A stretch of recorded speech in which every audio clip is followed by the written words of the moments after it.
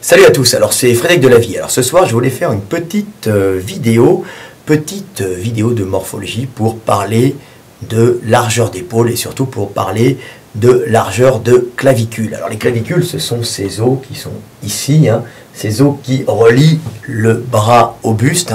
C'est la seule jonction osseuse du bras avec le buste. Si vous remarquez bien, le bras est ici, vous avez la main, l'avant-bras, l'humérus.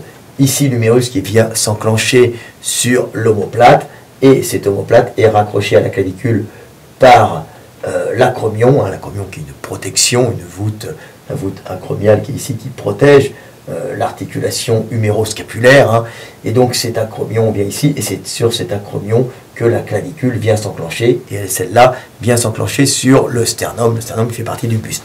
Donc c'est la seule jonction osseuse du bras, vous voyez, c'est sur le buste osseuse.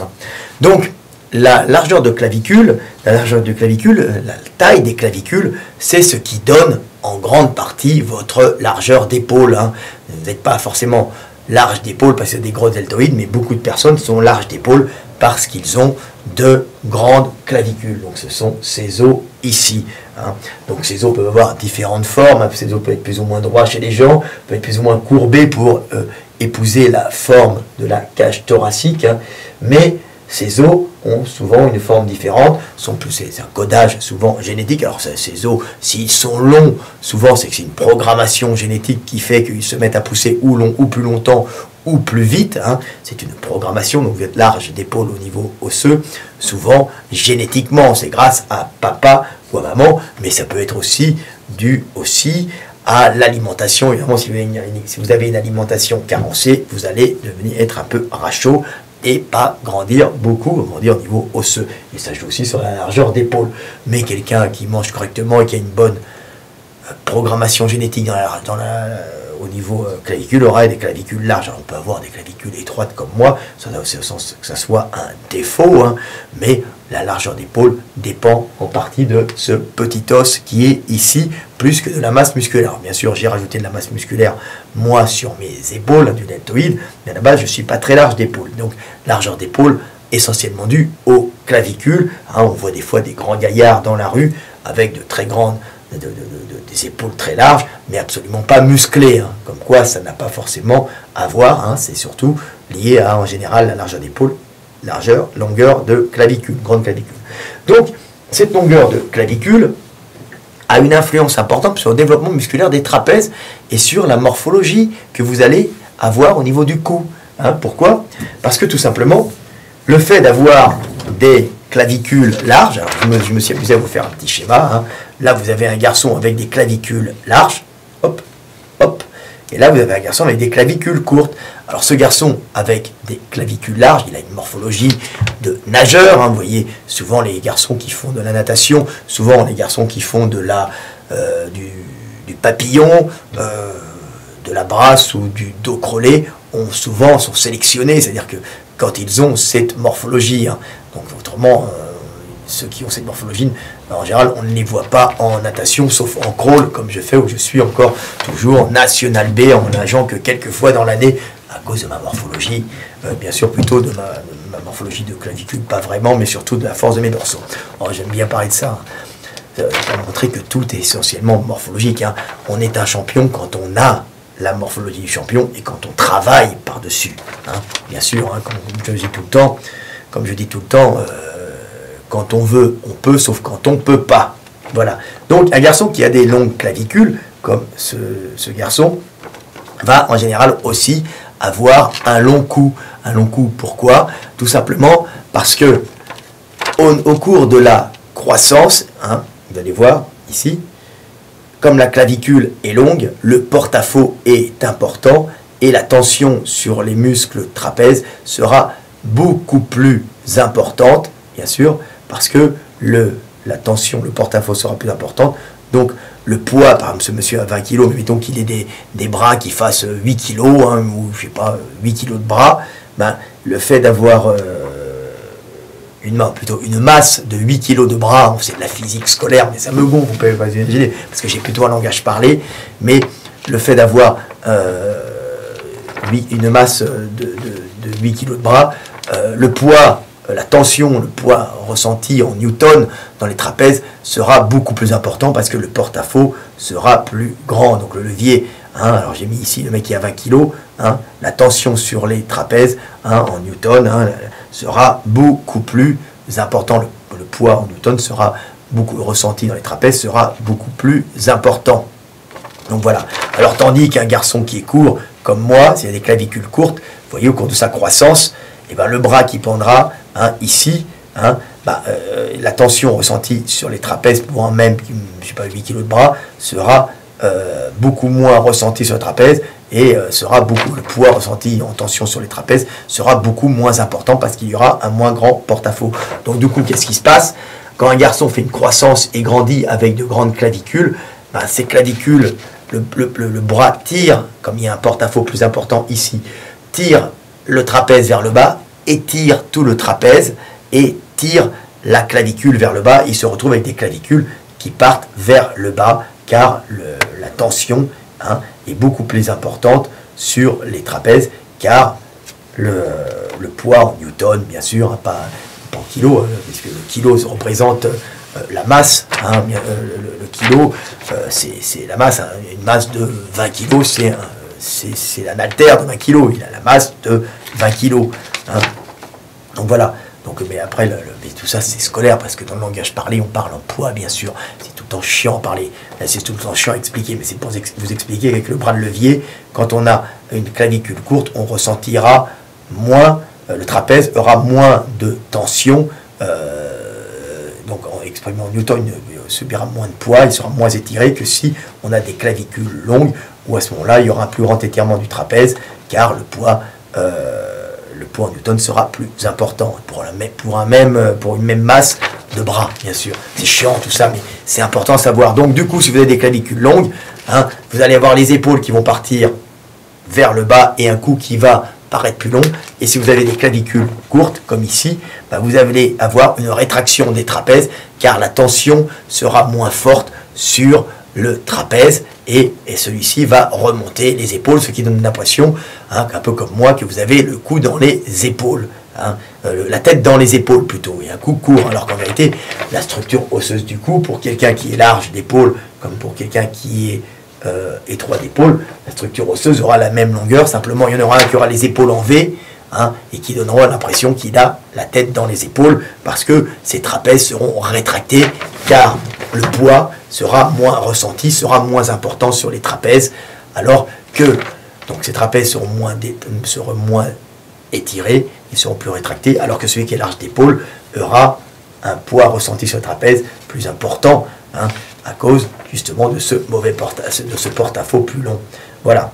Donc c'est pour ça que les gens qui sont larges d'épaule, en général, donnent l'impression d'avoir un grand cou. Et effectivement, ils ont visuellement un grand cou, mais que leur structure osseuse soit la même, tout simplement parce que leurs clavicules sont vers le bas, et du coup, leurs bras sont plus bas, hein, que les autres. Hein. Un mec qui est court, comme moi par exemple, a les bras plus hauts, car ses trapèzes suspendent les bras plus haut. Hein. J'ai les trapèzes courts, alors qu'un gars large d'épaule aura les trapèzes qui vont être plus grands. Pourquoi? Parce que les bras seront plus bas, car la clavicule sera affaissée, donc les trapèzes seront plus étirés. Donc voilà, donc c'est intéressant de voir comme la morphologie des clavicules influe sur la morphologie des trapèzes et leur structure. Donc voilà, alors est-ce que j'ai quelques petits schémas à vous montrer intéressants? Voilà, alors les trapèzes, alors l'avantage d'avoir des trapèzes, des clavicules courtes, c'est que vous allez être très fort en shrug. Pourquoi? Parce que comme il y a un bras de levier qui est plus court, un bras de levier, un porte-à-faux plus court, hein, vous aurez un meilleur levier au niveau des trapèzes pour pouvoir remonter les épaules. Donc vous pourrez faire des shrugs beaucoup plus lourds. Alors, voilà ce qu'on appelle des shrugs, hein. C'est ici, c'est une trappe barre, hein, c'est des haussements d'épaule. Alors je dois avoir un autre dessin qui est un autre exercice. Attendez, je vais vous montrer. La trappe barre. Je dois avoir fait le dessin quelque part. Donc non, je le cherche. C'est pas évident. J'espère qu'il n'est pas perdu. Trapèze. Voilà. Vous avez ici un type qui fait du shrug à la trap bar, hein, c'est une barre dans laquelle on peut rentrer, une barre spéciale.